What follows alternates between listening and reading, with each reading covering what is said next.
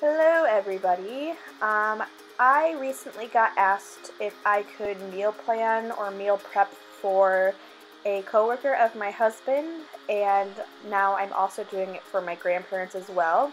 My husband's coworker is doing a low carb diet, which I've done before, and so I have quite a little bit of a repertoire.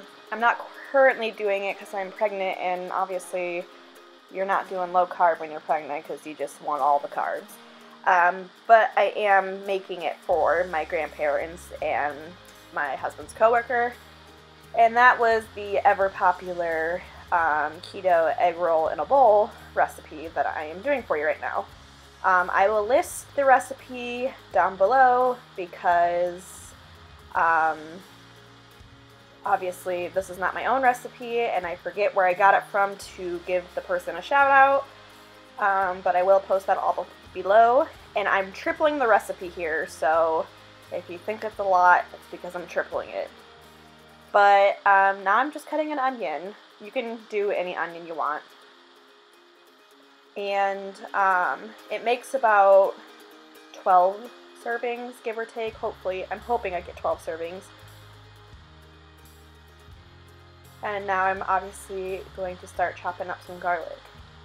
So a little unknown fact, I actually used to meal prep for a couple friends of mine before I got pregnant. And then I got pregnant and got really sick, so I stopped meal prepping for a while.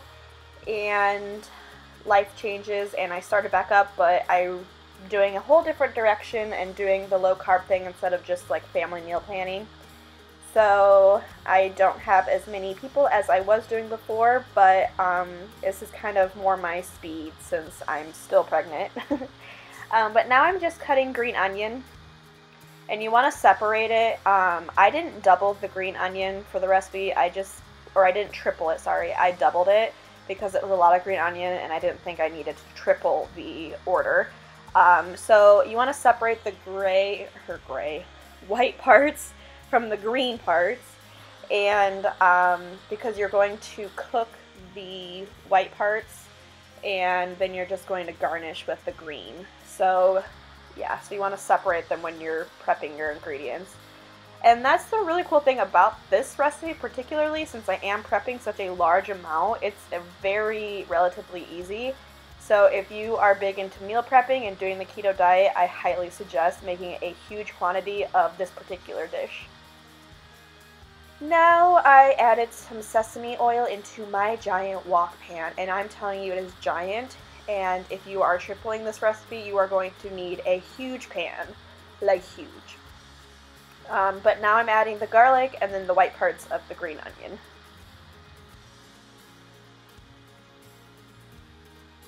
And you're just wanting to saute this until it is basically fragrant and the onions are slightly translucent.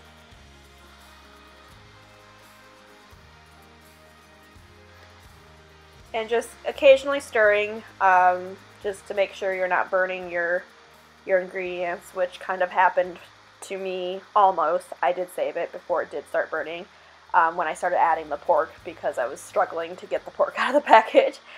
And so this is 2 packages of pork, about 3 pounds worth. You can do chicken too, but I just did pork. And then this is ginger powder, but I wish I would have added just a little bit more. And I didn't even add it after it was done cooking, but I should have. And then, like I said, my onions were starting to get a little hot on the bottom, so I started moving it around before I added the rest of my seasonings, which I do right here, which is salt and pepper to taste. Pretty easy, guys.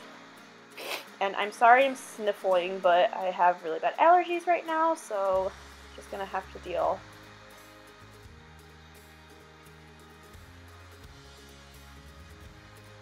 And then you're obviously cooking the pork until it's completely cooked through and browned, which is starting to do right here.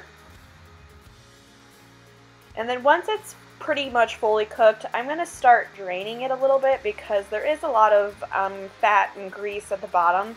But I don't drain it all out because I do like to save a little bit of the moisture because it does keep your meat from drying out a little bit if you're storing it for long periods of time, or, you know, like the week. Even if you're freezing it too, it can help kind of bring life back to it.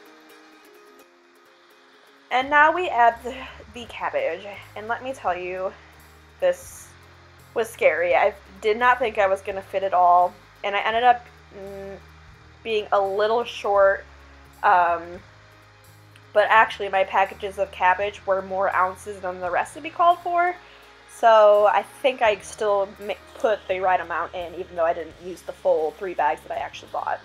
So that was kind of cool.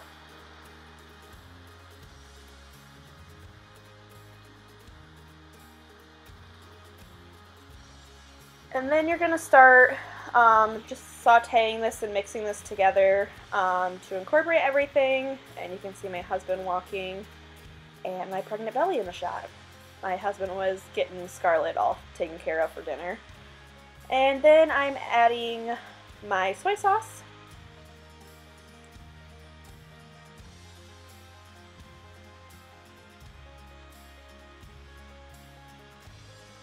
And when I'm doing low carb, I really do try to stick exactly to the ingredients because most times they have it pretty measured out so you know what your macros are. So low carb cooking, when I do this, I'm very particular, which that didn't look like I was very particular, but I'm pretty good at reading or measuring out like tablespoons and stuff. And that's just rice wine vinegar I'm adding to it now. And then you're obviously just going to mix it up again and incorporate it and just make sure the cabbage is softened. And that's pretty much it. And it made a heaping lot. So I have these tin or aluminum bins that I always use for my meal prepping when I deliver. And then I didn't look at the ounces, but I will do that. I think they're either I think they're 5 ounce. It's a 5 ounce Ziploc container, I'm pretty sure. And that's kind of how I always gauge my serving sizes, because when my dad dieted, he always just put his meals in those type of containers, and that was like his portion. And it's a pretty good portion. So that's kind of how I portion out my meals when I am portioning out or rationing meals.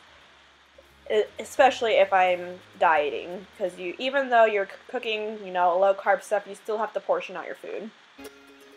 And so I'm just separating it. The first container is for my grandparents, and then the second container is for my husband's coworker, and then I have a hidden third container I'm also filling up at this point.